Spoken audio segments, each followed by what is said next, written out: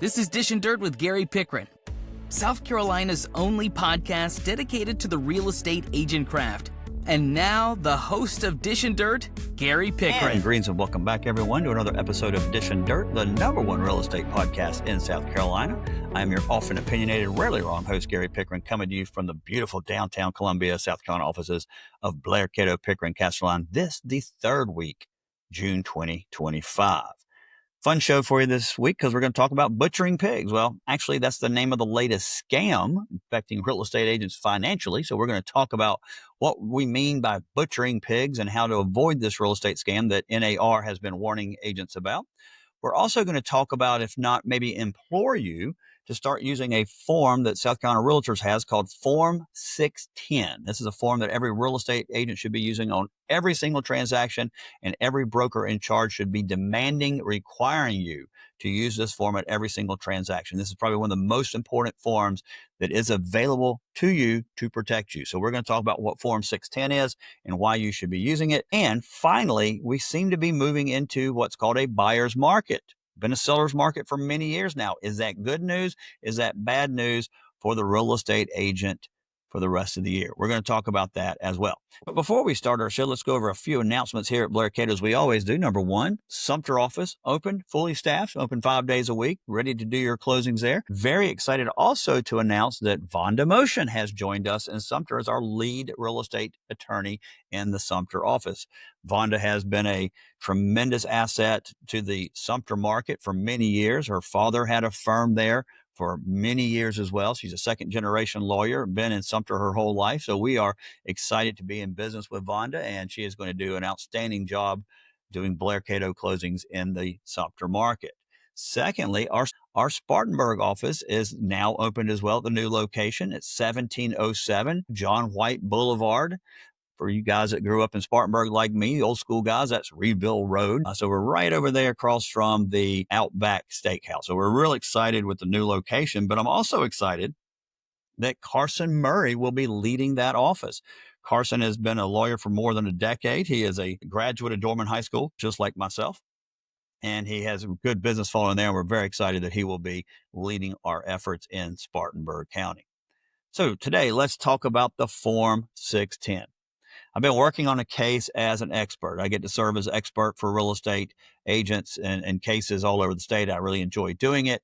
The typical case that you get from these usually involves a post-closing problem. The defense attorneys like to hire me for this because I wrote a book on seller disclosure, so they like to ask my opinion on this. And so I will come in and tell them what the real estate agent did right or wrong. And oftentimes I get to serve as the expert in the case, explaining what the real estate agent job is and how they have complied with their duties. The typical case that you see most of the time in these lawsuits is that a buyer has done inspections, they buy the house, and 2 to 3 months after the closing, things start breaking or break more than they thought they would break. And so they sue the seller, they sue the listing agent, sometimes they even sue the buyer's agent. And what amazes me is that typically what I found is that the listing agent has been in the house maybe once, twice for about 45 minutes. And so it is amazing the depth of knowledge that a real estate agent can gain, apparently, from walking into a house for 45 minutes, during which they're talking the entire time doing a presentation. But somehow in that 45 minutes, you are able to discern every single issue that's ever been wrong in that house since the beginning of time. And you do it from the couch. Or the kitchen table. It's amazing. You basically sit in one spot for 45 minutes talking about your listing agreement and agency and so forth. But by doing this through osmosis, all of this information about the house is just dumped into your brain, and you somehow can just figure out that upstairs in the attic, there's a rodent, or downstairs in the basement, there's a bad sill. I mean, it's amazing how y'all can do that. And not only can you determine every single thing that's ever been wrong in the house since the history of the house, but you also get this information of understanding what's going to be wrong in the house. Like, you should know by sitting in this house that in 4 months from now, somehow something in that air conditioner system is just going to not work. I mean, it's amazing. I wish that other industries and other business professionals had that ability as well. I know lawyers don't, but lawyers like to say you do. But lawyers don't have that knowledge and ability to meet with a client and be able to tell us every single thing that ever happened in their case from the beginning of time and ever will happen. But somehow real estate agents have this uncanny ability to literally sit in a house for 45 minutes and figure everything out with that house. Maybe what I need to do is bring some real estate agents just to sit in my house for an hour. Just let you guys come sit and have a seance or something in my house for like an hour. And then afterwards, give me a report on everything that's going to break in my house for the next 4 months. I could be preemptive on that and go hire somebody to fix the stuff before it breaks. So I don't come home 4th of July and my air conditioner not working. So that's what I need to do, because that's apparently what plaintiff's lawyers think about you. You all are amazing people. I mean, no doubt about it. But your abilities to understand the workings of a house is even more amazing. So when I was working on a case very similar to this last couple of weeks, I ran across a form in the discovery. And what discovery is you have to share all your documents back and forth that you have about the case. And in this particular case, there's thousands and thousands of pages of documents. And I found a form from California that really struck my attention. And what it was a form that apparently must be required in California of every real estate agent. And it talks about fraud. And basically, it's an outline of how fraud works in California, all the different types of fraud attempts. And then it talks about how you should be aware of these things and you should be careful and don't do the following things. And then the consumer signs it. And I thought, wow, that's a wonderful form. And that's something maybe we should have in South Carolina. So I got on the phone with my good friend, Nick Cremitis over at South Carolina Realtors. And I asked him, why can't we come up with a form like this at SCR? Knowing they probably already have one. And guess what? The great minds at SCR already had one. They already had a form that talked about wire fraud. So Nick sent that over to me and let me look at it. It's Form 610. It was last revised in 2023, which means it covers a lot of the modern day fraud, if you will, the frauds that are happening now. You know, it's one thing to have a fraud document from 1995. Well, those frauds are all changed and nothing's the same. But to have one that's only basically a year and a half old or so tells us that fraud is probably the most up-to-date frauds that are being done. And so after looking at the document and reviewing it, I told Nick I thought it should be SCR's as well as the Real Estate Commission's goal to really push this out and let everybody know about it. So I'm going to make it part of 2025. You know, I told y'all earlier in the year, I had a couple of hills I was going to die on this year. One was clear cooperation, that we need to keep clear cooperation. And luckily we are. Number two is we need to get rid of broker to broker compensation. And luckily it seems to me that a lot of the brokerages in South Carolina are moving away from it. I'm hoping in the next 2 years that broker to broker comp is dead. But the third hill now I think I want to die on is Form 610. I think we all should be using Form 610. So here it goes. Let me preach to you for a minute about why Form 610 should be done in every transaction. If you are a real estate agent representing a buyer, representing a seller, 610 has to be signed in every single transaction, period. That is the smartest thing you ever could do to protect yourself. You have to do this, guys. If not doing it, it's just stupidity on your part. Get this form signed every single time. SCR is giving you a tool to try to protect yourself from getting sued. It's also a tool to help your client from losing lots of money. So you get to be a good person and help your client not to lose money, and you get to protect yourself at the same time. Brokers in charge. You 100% should require, as you have the right to do, that every single transaction in your office done by a licensee must contain a signed Form 610. You should make them get it signed, whether they're buyers or seller, every single time. No excuses. Cover yourself every single time. It's a very easy presentation. We've talked about this many times of how you should do this. You should be doing this every single time after you get a listing agreement signed or exclusive right to buy signed. Then you need to re-educate your clients on the Sitzer Burnett issues, but then you also need to re-educate your client on wire fraud. We know through studies that Certified has done that 76% of consumers believe it's somebody else's responsibility to talk to them about wire fraud. That means 76% of the people think that if it goes bad, it's your fault. So educate them, have a presentation. And I'm not talking about just handing them this form and say, hey, my broker requires me to get Form 610 signed, sign it. No, you should be going over that form. You should have a presentation, maybe a 5 or 10 minute presentation about how serious you are about wire fraud. Let them know that wire fraud happens all the time. It is a big deal. It's 1 out of 4 is targeted. 1 out of 20 becomes a victim. So let me talk to you about this so I can protect your money. A, it shows you're a good person, that you're a good agent, that can trust you, and this is why they hired you. And B, it's going to protect yourself. So I don't know why you would not do this. Why would you not take the time to show your client you care about them, you love them, you want them to be safe, you want to protect their money? This is how you build lifetime super fans who will refer business to you. So do this for them, because this is how the cases happen. The case happens in the fact that a fraudster will send you an email. You'll try to open it. Either it won't open, or you'll open it. It'll contain a ridiculously stupid offer, and they will have downloaded malware onto your computer. They now get into your emails. They're tracking your emails. They're watching every email that you send out. And as soon as a contract is accepted that you have, and you send your client, here's the accepted contract, they have you. Because now they're going to monitor it for the closing attorney name, the mortgage company's name. They're going to look at all the documents of when it's going to close. They're going to start trying to figure out about how much money that the buyer's going to have to bring or whatnot. And then what they're going to do is, about 3 or 4 days prior to closing, they're going to send an email that mimics the law firm's email. Like, instead of using Blair Cato, they'll use the1 AIR for Blair instead of BL. The human mind can't detect the differences when looking at it quickly. And then they will send an email to your buyer saying, you need to wire the funds here. Here's the wiring instruction. Your client wires them out, and they're gone forever. And that's how it happens, because we know they have 15 hours after they are a victim of fraud to recover the money. 15 working hours. That's it. That's 2 days. These scammers know that, and that's why they send the wiring instructions and demand the money about 3 or 4 days prior to closing. So by the time your client shows up to closing, the money is gone.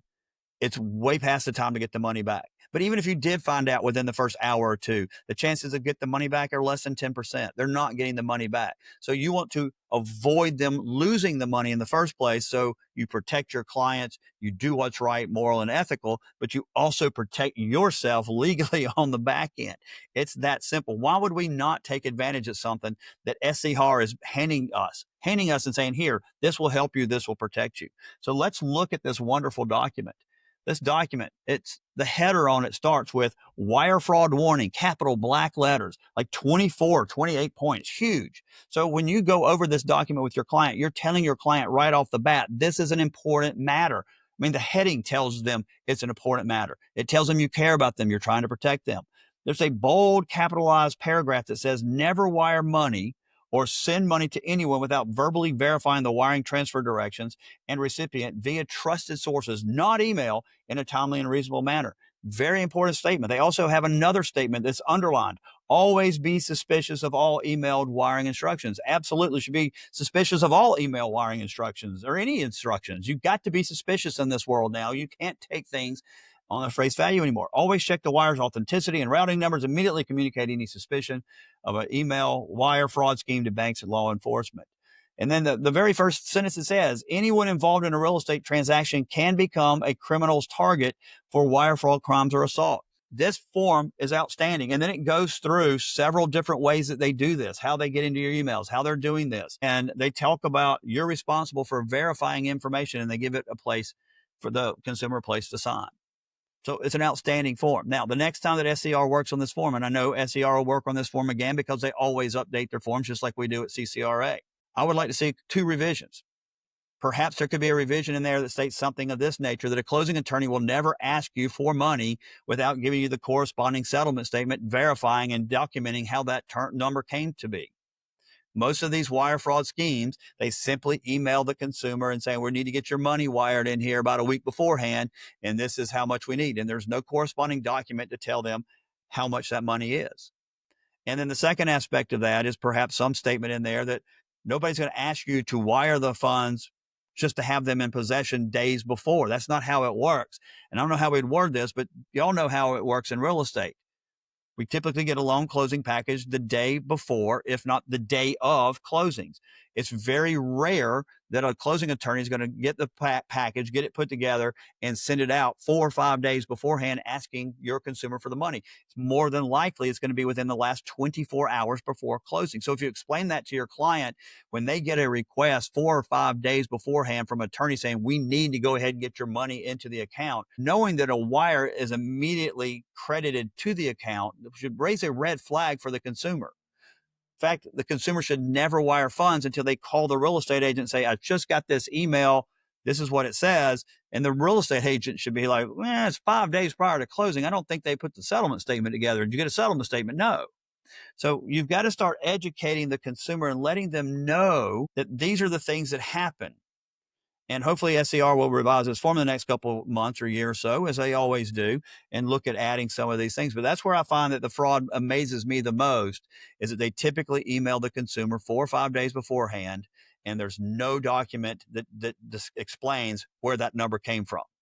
If they will look for a settlement statement, and they'll recognize that most of the time they're going to be asked to wire the money a couple of days beforehand. The last thing I'd also add on that is perhaps there could be a statement that, typically real estate agents nor lenders are going to ask you to wire the money.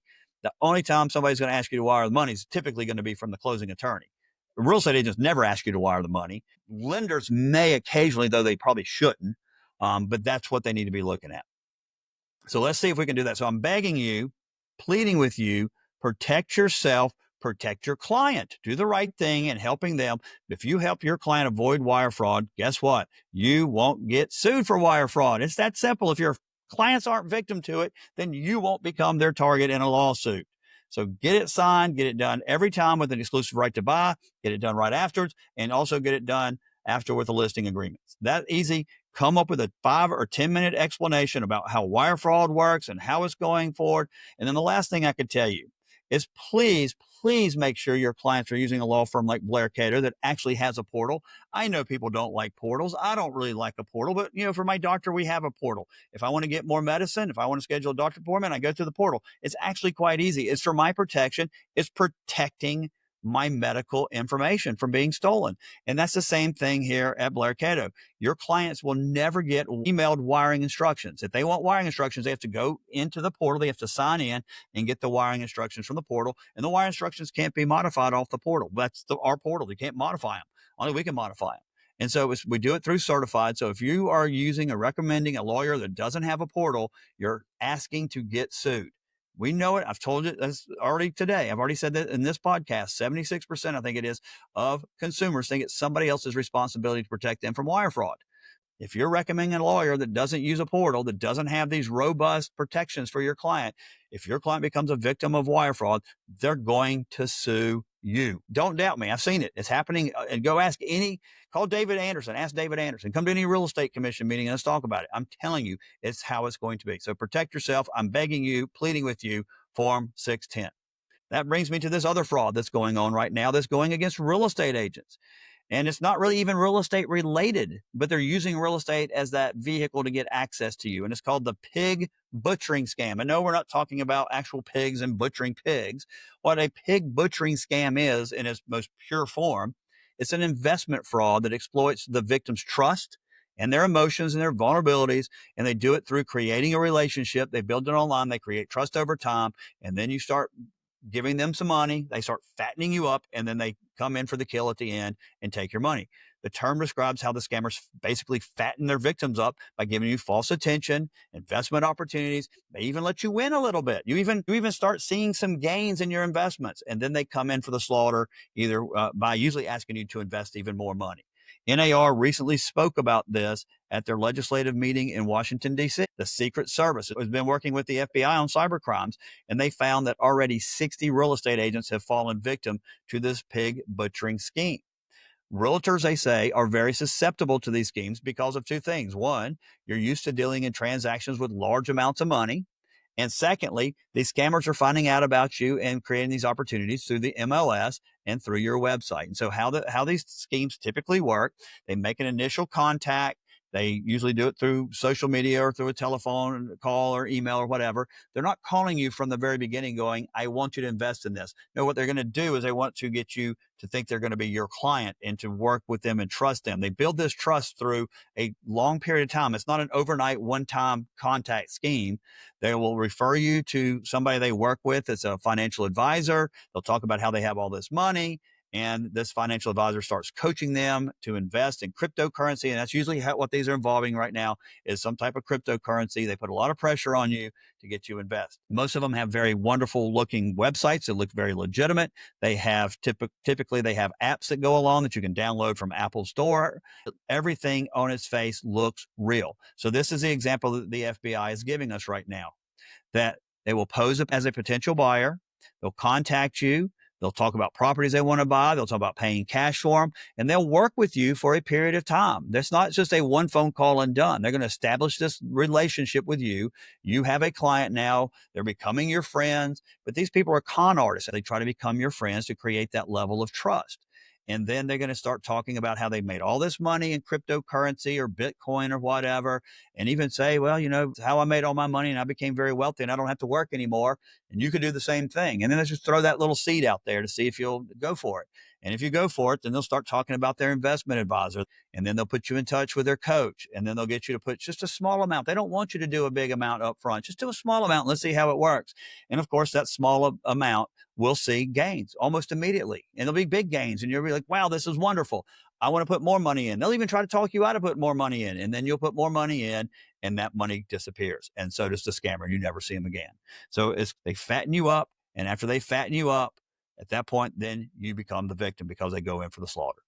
We need to make sure that you're aware of this scam. Be careful doing business with clients. Be careful doing investments. Anytime there's any investments, you should always go through your financial advisor and make sure that they are involved and they're checking to see the legitimacy. Your financial advisor, I promise, can search these companies up and find out whether they're on some type of list or not. So be very careful with that. All right. And that brings us to our last topic today. More sellers than buyers in the market. But is this good news or is this bad news? I know you guys remember the glory days just a few years ago in real estate where you would list a house on a Friday. By Saturday, the house is full of people. By Sunday, you have 45 offers. You've got a spreadsheet of all the offers, cash offers, good offers, no repairs, as is. But those days are gone, but not forgotten, as that country philosopher Brantley Gilbert once sang. And in most parts of South Carolina back then, we were down to less than a month of inventory. A even market is 3 months of inventory, and we were down to less than a month. Some markets, some price points, we were down to even less than a week. Some price points had 0 houses for sale. And that caused a lot of people to make huge financial mistakes. We had people paying $50,000, $60,000, $70,000 over appraised value. Those people bought the houses and now they're upside down. They're $50,000 upside down. The prices haven't risen to that level to make up for the overpayment of those houses. And those people are stuck in houses that in South Carolina people typically live in for 3 to 5 years. And so now here we are 3 to 5 years later, and they cannot sell the house. According to the Wall Street Journal, what we have seen is the U.S. housing market has made a huge change. There are nearly 500,000 more sellers in this marketplace right now than there are buyers as of April. And in fact, that is the biggest gap on record, seasonally adjusted, dating all the way back to 2013. Nationwide active listings are still about 14% below pre-pandemic levels, but those rose in May to the highest level since 2019. However, get a load of this. The biggest buyer's market are, in fact, Southeast and Southwest, 2 best places to live in the United States, obviously. Inventories for there are back to above pre-pandemic levels. So we're finally starting to see that the buyers have an upper hand and we're moving away from a seller market. Here's a few things to understand. One, as we've already talked about today, you got to re-educate your seller on expectations. A lot of sellers still think they can put the house out there for overvalue and get hundreds of active buyers looking at the house and get 10, 15 contracts. It's time now to start re-educating your sellers that their expectations are higher than what they're going to be. We're moving into a buyer's market, which means their expectations and numbers of offers should be down, as well as they should start expecting that they may have to do price reductions if the house doesn't move quick enough. We also, at the same time, need to re-educate our buyers on making smart offers. They need to understand that there's a lot of houses for sale and there's no perfect house. So even though they may like this house, they don't need to overpay for this house, because if they can't come to a deal with the seller, there's another house out just as good as this one. So we got plenty of houses out there. We've seen it already in certain markets in South Carolina, where you up to 5 to 7 months of inventory. It's a lot of houses in certain price points that you have an opportunity on, that you don't have to jump on that first house and overpay for it. Thirdly, is this good for the market? I think the answer, according to the Wall Street Journal and myself, yeah, it is. We have had an historic shortage of home sales, and that's a big reason why the housing market has been off. And that's why we've been at one of the slowest sales pace for 3 decades now. Think about that. For 30 years, we are at one of the slowest paces of the last 30 years.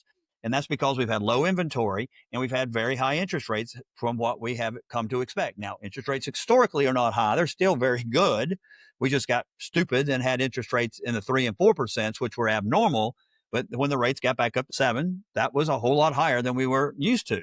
And so when you add the higher interest rates and the lack of inventory, it's not a stretch to understand why buyers were nervous, why buyers weren't looking to buy, why we had frustrated buyers. So now, where are we? Supply is rising, and you've got people wanting to sell houses because they've experienced life changes over the last few years. They've had job relocations, have added to the family. South Carolina, particularly in Myrtle Beach and in Columbia and markets like that, people typically come here for government, military, or university. And so they don't stay here for 10, 15 years in a house, which makes it a very good market. So people have to sell. And while the inventory is not going to fix it all, what we're seeing now is house prices aren't going up that quick anymore. We're seeing a larger inventory. And good news is Fannie Mae has predicted that interest rates should be down a hair. They should be down around 6% or a little over 6% by the end of the year. And so what all of this means together now is that we should see a very strong summer market. Buyers will have more opportunities to find houses. More inventory means more buyers will come out. We're going to have lower interest rates. So all of that's going to play well for a very, very strong summer selling season for you. So this is fantastic news, but you got to spend your time re-educating your sellers and re-educating your buyers and show them that you care about them not overpaying for the house and having unrealistic expectations as a seller.